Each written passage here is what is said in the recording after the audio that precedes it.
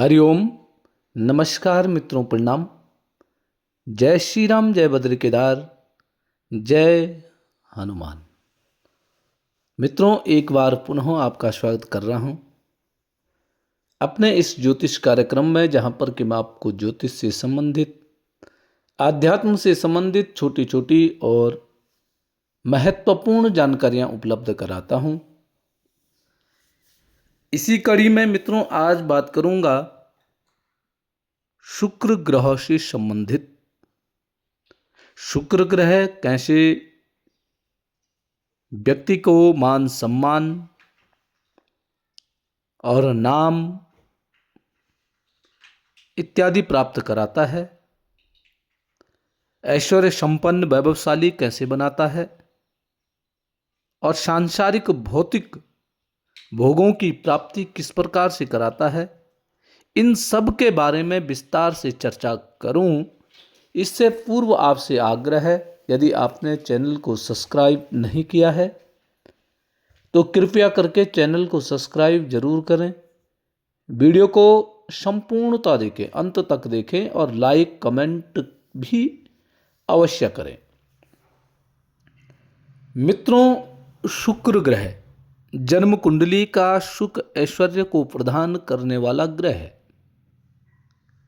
संपन्नता और भोग विलास की जिंदगी को प्रदान करने वाला ग्रह शुक्र ही है। शुक्र ग्रह के ही माध्यम से हमें इस भौतिकवादी संसार में सुख की प्राप्ति होती है, ऐश्वर्य की प्राप्ति होती है, संपन्नता की ओर हमें ले जाने वाला यह शुक्र ग्रह ही है। अब कौन सी स्थिति में, कौन सी परिस्थिति में शुक्र ग्रह हमें सुख फल देता है, सुख प्राप्त कराता है, आओ इस बारे में थोड़ा सा विचार और थोड़ा सा चर्चा करते हैं।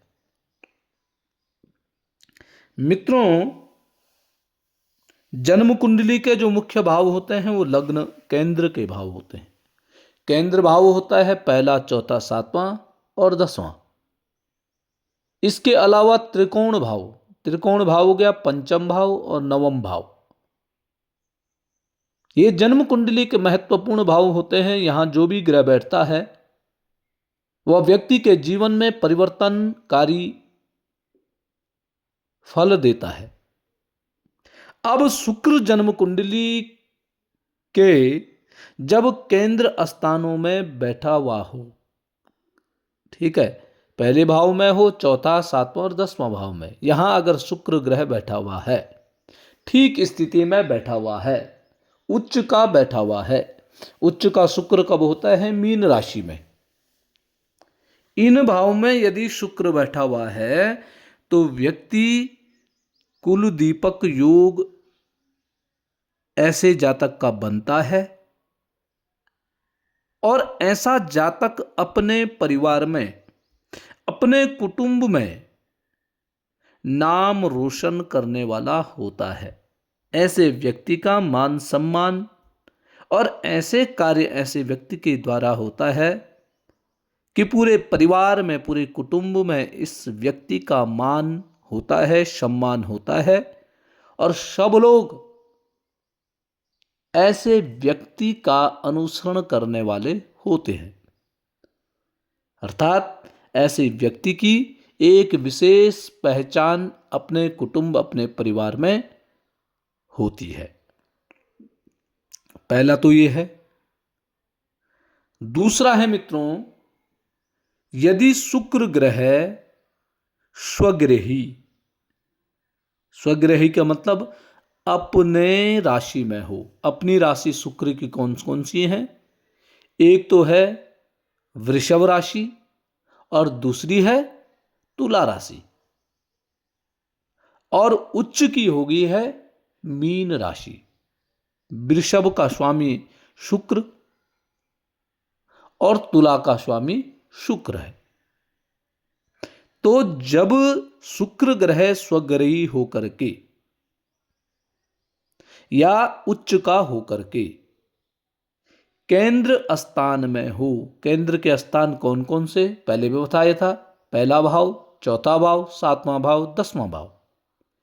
यदि मित्रों पहले, चौथे, सातवें, 10वें भाव में यदि वृषभ राशि बन रही हो, या तुला राशि बन रही हो, या मीन राशि बन रही हो, और इन 3 राशियों में शुक्र ग्रह विराजमान यदि है, तो ये योग बनता है मालव्य योग।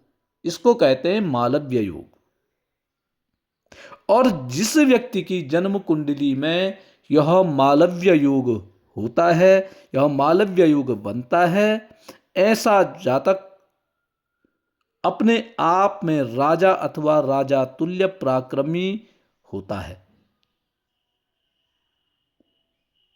साथ में ऐसा व्यक्ति ऐश्वर्य संपन्न भी होता है और वैभवशाली भी ऐसा व्यक्ति होता है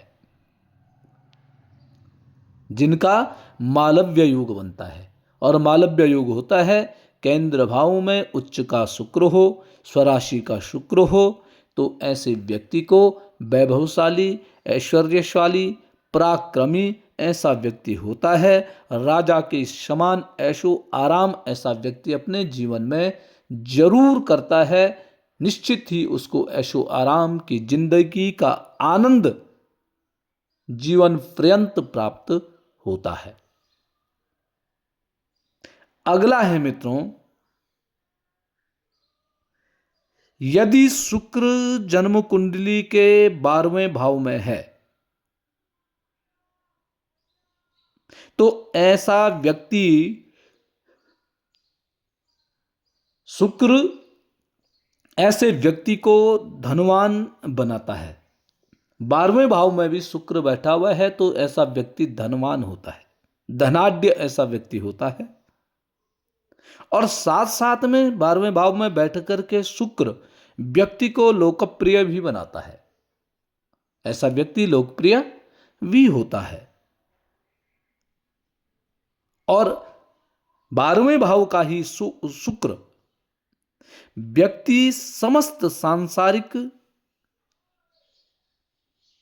जो भौतिकवादी जो सुख हैं, भौतिकवादी जो भोग हैं, उन भोगों की प्राप्ति भी शुक्र कराता है। तो कहने का तात्पर्य है कि 12वें भाव में भी बैठ करके शुक्र व्यक्ति को ऐशो आराम प्रदान करता है। परंतु शुक्र क्या होना चाहिए, अच्छी स्थिति में होना चाहिए, अपनी राशि का होना चाहिए या उच्च का होना चाहिए। इसके अलावा होता है मित्रों दूसरे भाव में, दूसरा भाव धन भाव है, वाणी का भाव भी है। यदि दूसरे भाव में शुक्र है तो ऐसा जो व्यक्ति है जब वार्तालाप करता है, जब बातें करता है, तो बातों के माध्यम से, अपनी वाणी के माध्यम से सामने वाले व्यक्ति को उलझा देता है, या अपनी वाणी के माध्यम से सामने वाले व्यक्ति को मंत्रमुग्ध करता है। या ये भी कहें जिनका दूसरे भाव में शुक्र होता है, ऐसे व्यक्ति अपनी बातों के द्वारा दूसरे को अपने ओर आकर्षित करने वाला ऐसा व्यक्ति होता है। दूसरे भाव में शुक्र मनोहरभाषी, सभा में चतुर होता है। ऐसे शब्दों का जो चयन ऐसा व्यक्ति करता है, बड़ा सोच समझ करके करता है। ऐसे व्यक्ति ऐसे शब्द बोलता है जो कि दूसरा उस पर सोचने के लिए मजबूर हो जाता है। ऐसा व्यक्ति धनवान होता है। ऐसे व्यक्ति के पास धन की कोई कमी नहीं होती है और विद्या के माध्यम से, अपनी वाणी के माध्यम से धन अर्जित करने वाला ऐसा व्यक्ति होता है।